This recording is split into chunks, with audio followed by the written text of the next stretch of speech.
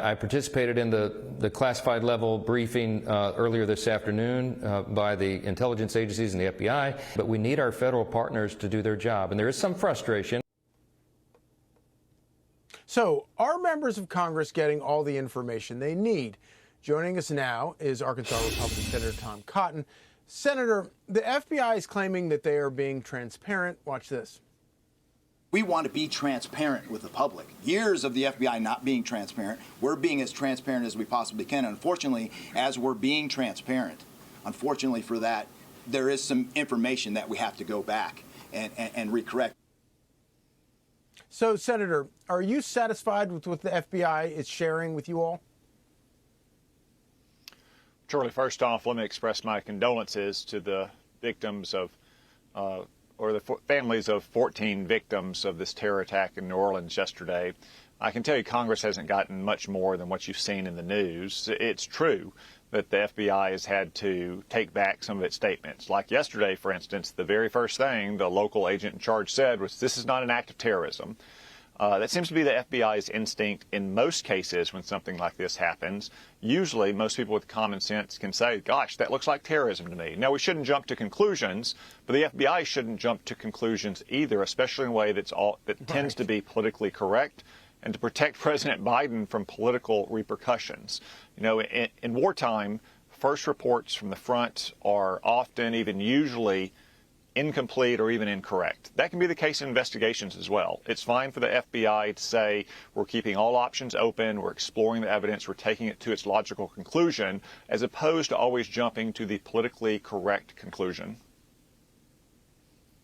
I think it's a very good point. You know, I have to ask you, just because of your own military service, I'm just sort of puzzled by all of this. In both the cases in New Orleans and in Las Vegas, you have people who had extensive military service. And in the case of the guy in Las Vegas, he was a Green Beret. He was a Special Forces soldier. And just, what is your reaction to that? Well, Charlie, as your last guest, Colonel Dale said, that case in Las Vegas does seem somewhat puzzling. So I'll take my own advice on there and not jump to conclusion. I'll let the facts lead us where they will in coming days. In the New Orleans attack, this terrorist appears to have been radicalized well after he left the Army, but it is the case that sometimes bad apples slip through the system in our military. Remember Nidal Hasan, the Fort Hood shooter from about 15 years ago.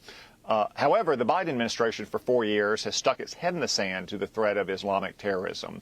If you recall, President Biden and the Director of National Intelligence and the Secretary of Defense have all said the biggest threat we face is from racially and ethnically motivated terrorism, specifically white supremacist terror. They launched a witch hunt in our military to try to find all these apparent white supremacists in our military, and they could barely find any at all. Most of what they found were criminal gang members. It's just another example of the misplaced priorities of this administration. With the FBI, they've had time to chase down every grandma in a red MAGA hat who attended President Trump's rally at the Ellipse 4 years ago on Monday, or to target parents who go to school boards or traditional Catholics or pro-life protesters. Yet once again, we have a terror attack happen, and the FBI agent in charge rushes out and says, nothing to see here, not a terrorist event at all. The FBI needs to do a much better job establishing the kind of culture from the top that serves the thousands of brave men and women who are on the front lines of the FBI trying to keep this country safe. And that's what the American people expect. That's what President Trump and Pam Bondi and Kash Patel will do once they take the helm. Well, I also look forward to hearings in the Senate with the heads of the FBI and some of these other agencies to see if they're still mostly concerned about white supremacy as opposed to terror attacks like this. Thank you, Senator, for joining us.